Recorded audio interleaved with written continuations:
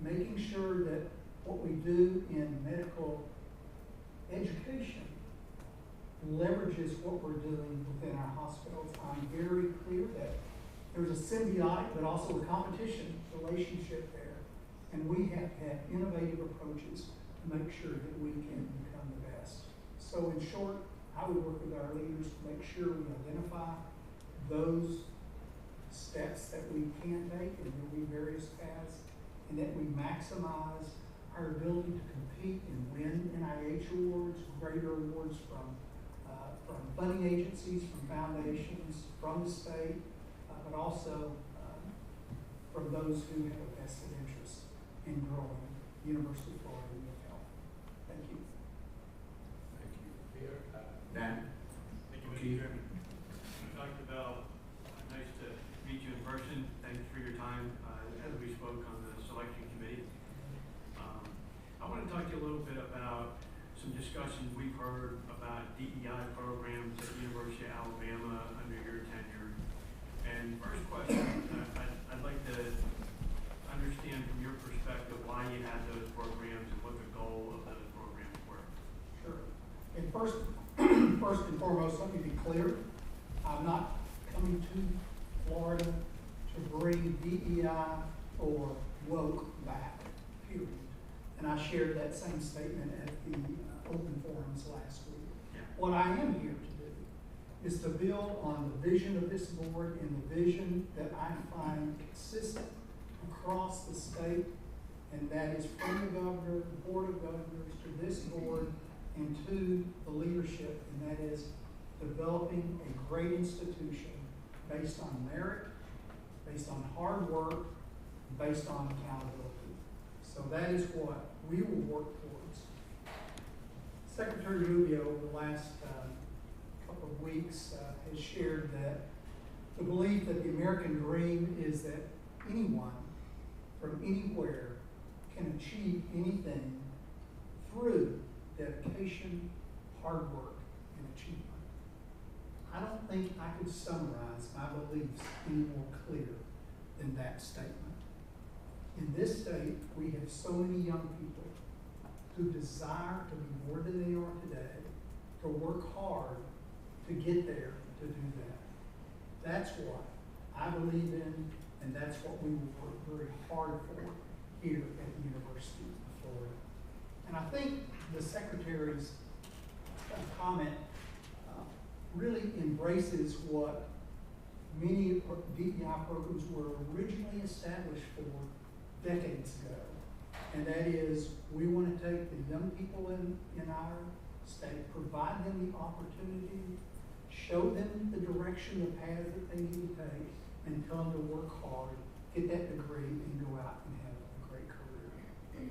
I think also the reality of the situation when we talk about DEI is that for the last many years and truly decades, every public institution, private institution, hospital, every Fortune 500 company had programs that would fit under what we call today the DEI umbrella. And many of those programs were all aimed at, again, that American dream, that belief, anyone can do anything, anywhere, from anywhere. That belief we found permeating. What occurred, though, is those beliefs morphed. They moved from that original intention, in some cases, into intentions that really don't reflect what we would say is merit-based hard work and achievement. And so companies, institutions, universities, along with their states, began to evaluate programs. Laws were passed. University of Florida was in that group. University of Alabama was in that group. We took those new guidelines as a university, and we met those new guidelines. The law was passed in summer of 2024 in Alabama, and within a matter of 3 months, University of Alabama, my team, had scrubbed and gone through that program to make sure that we were going to be consistent with law and we're consistent with merit, achievement, and hard work. And so we did that. Today, we focus on opportunity for our students.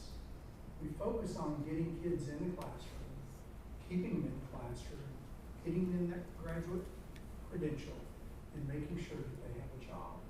Thank you. Thank you. Follow-up question.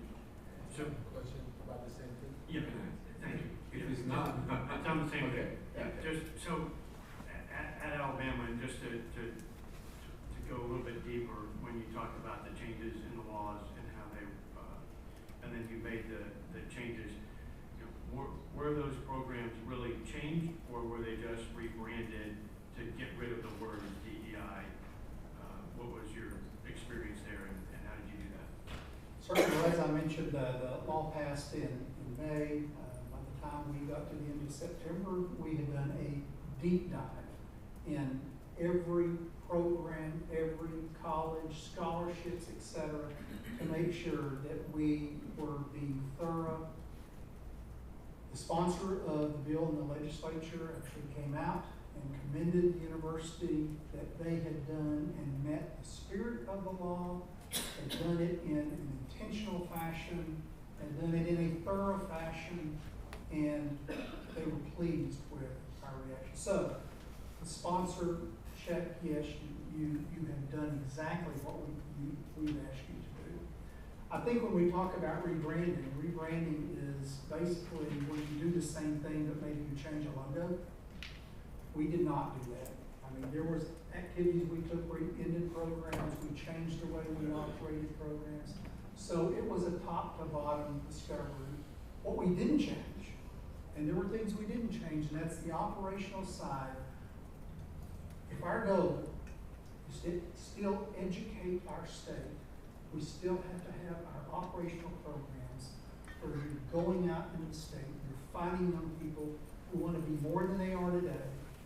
You show them the opportunity. I will just tell you, there are young students who don't know what it's like to be able to attend a university, have not dreamed of that, and certainly their parents, if it's first generation, don't understand that. I can't tell you how many families that I talked to that the young student was exceptional, studied hard, had what I call fire in the belly to be better than they were, and was ready to achieve. Those are the students that are operationally, we're still out making sure that we're doing that. That is what Florida deserves. That's what Alabama deserves. From the citizens, the moms, the dads, the grandparents, the opportunities for those young people to really excel. And we continue to do that. But let me be very clear. My goals are merit, hard work, accountability for those young people, and to make sure we show them the path that they're able to meet their dreams that they have and can see those opportunities. Thank you. If I could have one final Okay, follow-up, sure. and this is important.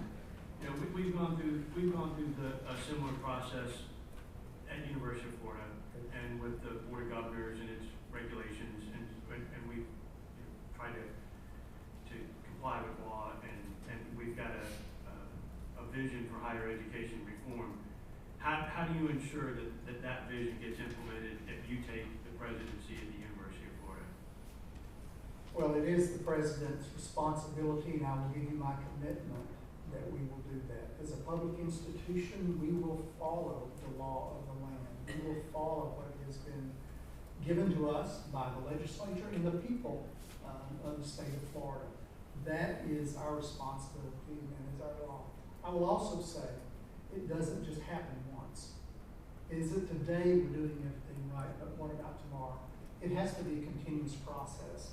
We have to provide, just like anything else you build, you have to provide the attention on that to ensure that you continue to follow that law, and that there aren't ways that you can improve. There are going to be ways that we can do a better job of what we're doing. It is a continuous improvement process that we will work towards, and I'm committed to that. Thank you. Thank you, Mr. Chairman. I want to do a follow-up on what you said. I just add something to what you said. So, there's a memorandum in October of 2020 was actually looking for it, in October 2020, a memorandum from our own Board of Governors to university presidents about DEI and how we have to have DEI, all of that. But more importantly, in that memorandum it says we need to include DEI in our curriculum. So what should we do? Go kill everybody on the Board of Governors? Say, wow, you have a DEI curriculum? Well, what happened was, I think in May of 2020, we had George Floyd. Everybody was hot. Everybody wants to do something. And that happened. And then, not long after October, by the time it started establishing and people realizing it's not what it intended to do. It's not. And then it started changing. And with the leadership of our governor, really he was the one just said, wait a minute, guys. And we start changing. But that doesn't mean that, oh my God, Board of Governors did this, or this other university did that. It's just a period of time, but immediately got caught on and dealt with. So thanks for your question. I'm going to go on this side. Richard? Trustee Cole. Yes, sir. I want to talk to you a little bit about fundraising. Can you talk to the microphone? I'm sorry. I want to talk a little bit about fundraising. It's incredibly important today as we see the states and the federal legislatures giving less and less money to the schools, budgets getting tighter. We have an alumni base that does have a lot of money, but there are people way beyond the alumni base. Palm Beach County, as an example, has 40 millionaires in 8 miles. The state of Florida probably has 75 millionaires. Can you speak to how you've